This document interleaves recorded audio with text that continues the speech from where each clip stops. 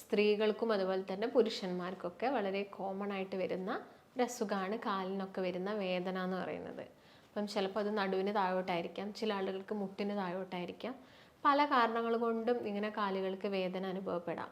എന്തെങ്കിലും ഡെഫിഷ്യൻസി ഉണ്ടെങ്കിൽ വരാം, അല്ലെങ്കിൽ മുട്ടിന് വരുന്ന തേയ്മാനത്തിൻ്റെ ഭാഗമായിട്ട് വരാം.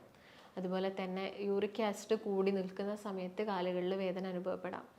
അതുപോലെ തന്നെ മറ്റൊരു കാരണമാണ് വെരിക്കോസ് വെയിൻ എന്ന് പറയുന്നത്. വെരിക്കോസ് വെയിൻ എന്ന് പറയുന്ന സംഭവം ഇന്ന് ജോലിയുടെ ഭാഗമായിട്ടാണ് ഒരുപാട് ആളുകൾ ഈ ഒരു കംപ്ലൈൻറ്റ് വന്ന് പറയുന്നത്. കൂടുതലായിട്ട് ഇപ്പം സെക്യൂരിറ്റീസിനെ നോക്കുകയാണെങ്കിൽ, അല്ലെങ്കിൽ ട്രാഫിക് പോലീസസിനെ, നഴ്സുമാരെ നോക്കുക, അല്ലെങ്കിൽ ഒരുപാട് സമയം ഇരുന്ന് ജോലി ചെയ്യുന്ന ഡ്രൈവേഴ്സ് പോലുള്ള ആളുകൾ, ഇവരൊക്കെ വളരെ കോമൺ ആയിട്ട് പറയുന്ന ഒരു കാര്യമാണ് വെരിക്കോസ് വെയിൻ എന്നുള്ളത്. അവരുടെ ആ ഒരു ജോലിയുടെ ഭാഗം നമുക്കറിയാം. ഒന്നെങ്കിൽ ഒരുപാട് സമയം നിൽക്കുന്നതായിരിക്കാം, അല്ലെങ്കിൽ കണ്ടിന്യൂസ് ആയിട്ട് കുറേ സമയം ഇരുന്ന് ജോലി ചെയ്യുന്ന ആളുകളായിരിക്കാം.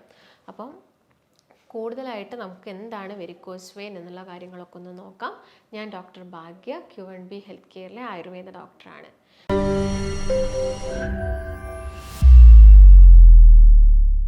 അപ്പോൾ വെരിക്കോസ് വെയിൻ എന്ന് പറയുന്നത് നോർമലി നമ്മുടെ കാലുകളിലൊക്കെ ധമനികളും സിരകളും ഒക്കെ ഉണ്ട്. നമുക്കറിയാം, സിരയാണ് അശുദ്ധ രക്തത്തിന് ഹൃദയത്തിലോട്ട് തിരിച്ചു കൊണ്ടുപോകുന്നത്.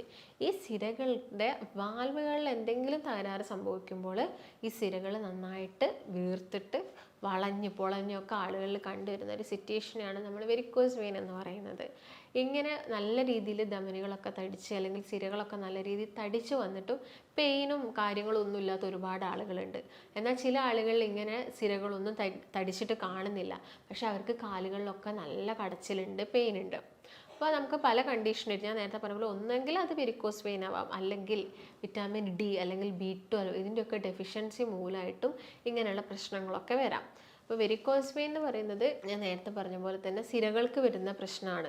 അപ്പോൾ നമ്മൾ എപ്പോഴും ഭക്ഷണം കഴിക്കുന്ന സമയത്ത് ഈ സിരകളുടെ ഹെൽത്ത് കൂട്ടുന്ന രീതിയിൽ, അല്ലെങ്കിൽ അവിടെ എപ്പോഴും ഒരു ബ്ലഡിൻ്റെ ക്ലോട്ട് ഉണ്ടാവും, ബ്ലഡ് കട്ട പിടിക്കാനുള്ള ചാൻസ് കൂടുതലാണ്. അതൊക്കെ കുറച്ചുകൊണ്ട് വരുന്ന രീതിയിലുള്ള ഭക്ഷണങ്ങളാണ് നിങ്ങൾ ഇൻക്ലൂഡ് ചെയ്യേണ്ടത്. അപ്പോൾ അത് ഏതൊക്കെയാണ്, ഇങ്ങനെയുള്ള ആളുകൾ കോമൺ ആയിട്ട് ശ്രദ്ധിക്കേണ്ട കുറച്ച് കാര്യങ്ങളുണ്ട്.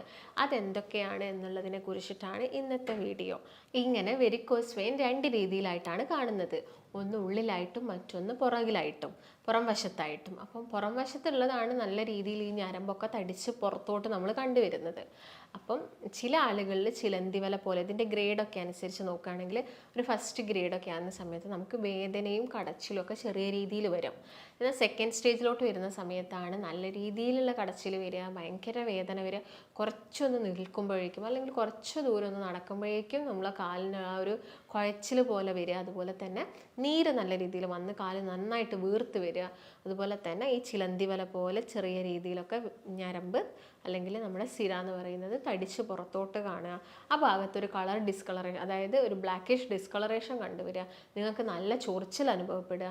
ഇങ്ങനെയുള്ള പ്രശ്നങ്ങളൊക്കെ വെരിക്കോസ് വെയിൻ്റെ ഒരു സെക്കൻഡ് സ്റ്റേജിലാണ് നമ്മൾ കൂടുതലായിട്ടും കണ്ടുവരുന്നത്. അപ്പം ഇങ്ങനെയുള്ള ആളുകളോട് നമ്മൾ കോമൺ ആയിട്ട് പറയുന്നതാണ്, നിങ്ങളെ ജോലി പ്രകാരം ഇപ്പം നിന്ന് ജോലി ചെയ്യുന്നുണ്ടെങ്കിൽ, അല്ലെങ്കിൽ ഇരുന്ന് ജോലി ചെയ്യുന്നുണ്ടെങ്കിൽ, അതിനിടയ്ക്ക് നിങ്ങൾ കുറച്ചൊരു സമയം, അതായത് കണ്ടിന്യൂസ് ആയിട്ട് നിൽക്കുന്നുണ്ടെങ്കിൽ ഒന്ന് ഇരിക്കുക, കാലുകൾക്ക് ചെറിയ മൂവ്മെൻറ്റ്സ് ഒക്കെ കൊടുക്കുക. കണ്ടിന്യൂസ് ആയിട്ട് ഇരിക്കുന്നുണ്ടെങ്കിൽ അതുപോലെ തന്നെ കുറച്ച് ദൂരം ഒന്ന് നടക്കുക, കാലുകൾക്കുള്ള ചെറിയ ചെറിയ മൂവ്മെൻറ്റ്സും കാര്യങ്ങളൊക്കെ കൊടുക്കേണ്ടത് നിങ്ങൾ പ്രത്യേകം ശ്രദ്ധിക്കണം. കാരണം അതൊരു ഇനീഷ്യൽ സ്റ്റേജിൽ തന്നെ നമുക്ക് ഈ ഒരു രീതിയിൽ നമ്മൾ കാര്യങ്ങളൊക്കെ ശ്രദ്ധിച്ച് പോവുകയാണെങ്കിൽ ഇത് അൾസർ എന്ന് പറഞ്ഞൊരു സ്റ്റേജിലോട്ട് വരുന്നത് നമുക്ക് പ്രിവെൻറ്റ് ചെയ്യാൻ വേണ്ടിയിട്ട് സാധിക്കും.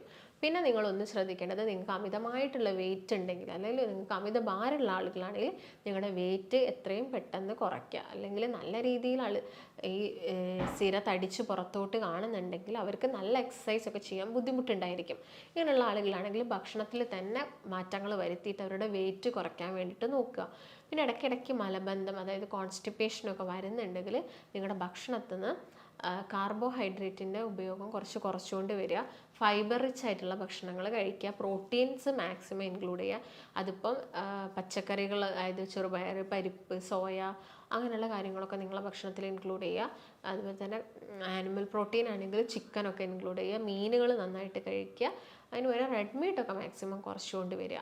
അതുപോലെ തന്നെ മൈദ അടങ്ങിയ ഭക്ഷണങ്ങൾ കുറയ്ക്കുക. അപ്പോൾ കോൺസ്റ്റിപ്പേഷൻ പോലുള്ള പ്രശ്നങ്ങളാണെങ്കിൽ കൂടുതലായിട്ടും നാരുകൾ അടങ്ങിയ ഭക്ഷണങ്ങളാണ് നിങ്ങൾ കഴിക്കേണ്ടത്. ഫ്രൂട്ട്സ് ആയിക്കോട്ടെ, വെജിറ്റബിൾസ് ആയിക്കോട്ടെ, ഇതൊക്കെ നന്നായിട്ട് ഭക്ഷണത്തിൽ ഇൻക്ലൂഡ് ചെയ്യുക. പിന്നെ ഒരുപാട് സമയം നിൽക്കുകയൊക്കെ ചെയ്യുന്നുണ്ടെങ്കിൽ സ്റ്റോക്കിങ്സും അതുപോലെ തന്നെ രാത്രി കിടന്നുറങ്ങുന്ന സമയത്ത് ബാൻഡേജൊക്കെ നിങ്ങൾ യൂസ് ചെയ്യാൻ വേണ്ടിയിട്ട് പ്രത്യേകം ശ്രദ്ധിക്കുക. അതുപോലെ തന്നെ കാലിന് എല്ലാ ദിവസവും ഒരു മസാജ് കൊടുക്കുന്നത് ഈ ബ്ലഡ് പെട്ടെന്ന് ക്ലോട്ട് ആവുന്നത് പ്രിവെൻറ്റ് ചെയ്യാൻ വേണ്ടിയിട്ട് സഹായിക്കും. നിങ്ങൾ ഉപയോഗിക്കുന്ന ഏതെങ്കിലും പിണ്ണ തൈലമായിക്കോട്ടെ അല്ലെങ്കിൽ ഏലാതി തൈലം പോലുള്ള ഏതെങ്കിലും തൈലം ഉപയോഗിച്ചിട്ട് നമ്മുടെ കാലിൻ്റെ താഴ്ഭാഗത്ത് നിന്ന് മുകൾ ഭാഗത്തേക്ക് ചെറിയ രീതിയിലുള്ള മസാജും കാര്യങ്ങളൊക്കെ കൊടുക്കാൻ വേണ്ടിയിട്ട് നോക്കുക.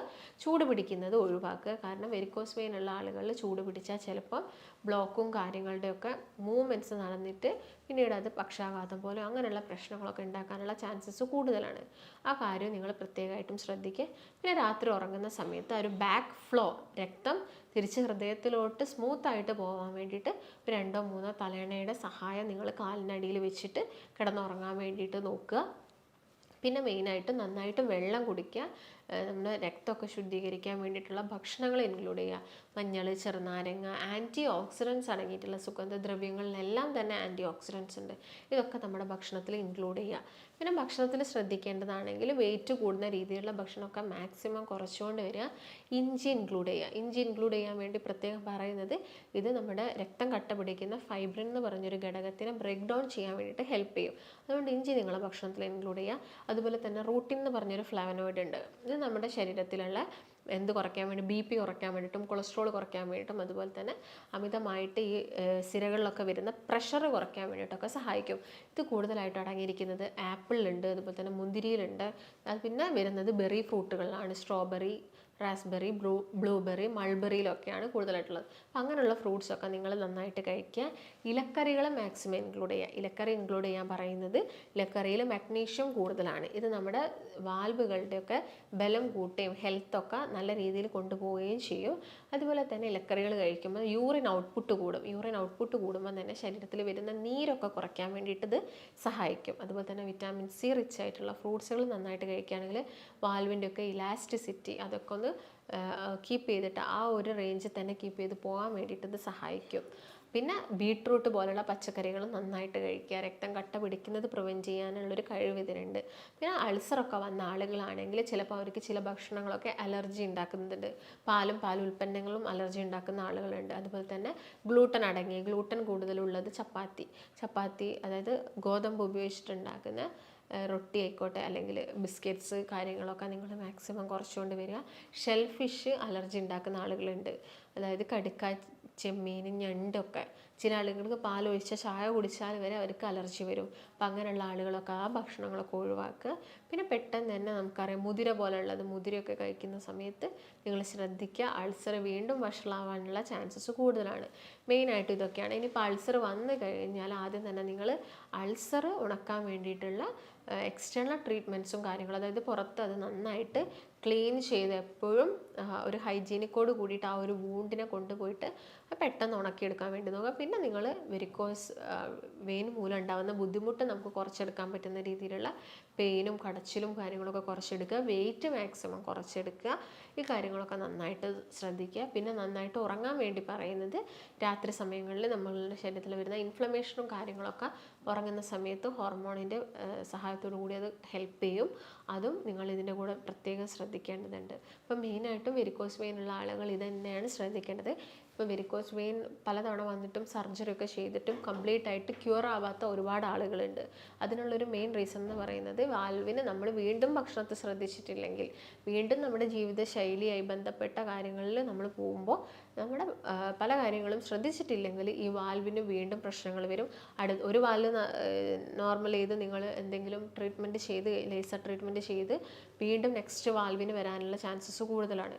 അപ്പോൾ എപ്പോഴും വെരിക്കോസ് വെയിൻ ഉള്ള ആളുകൾ ശ്രദ്ധിക്കേണ്ട കുറച്ച് കാര്യങ്ങളാണ് ഇന്നത്തെ വീഡിയോയിൽ ഞാൻ നിങ്ങളുമായിട്ട് ഡിസ്കസ് ചെയ്തത്. അപ്പം നിങ്ങൾക്ക് ഇതിനെക്കുറിച്ചിട്ട് എന്തെങ്കിലും സംശയങ്ങളോ കാര്യങ്ങളോ ഒക്കെ വരുന്നുണ്ടെങ്കിൽ നിങ്ങൾ താഴെ കാണുന്ന നമ്പറിൽ ബന്ധപ്പെടുക. നമുക്ക് മറ്റൊരു നല്ല ഹെൽത്ത് ടോപ്പിക്കുമായിട്ട് വീണ്ടും കാണാം. നന്ദി.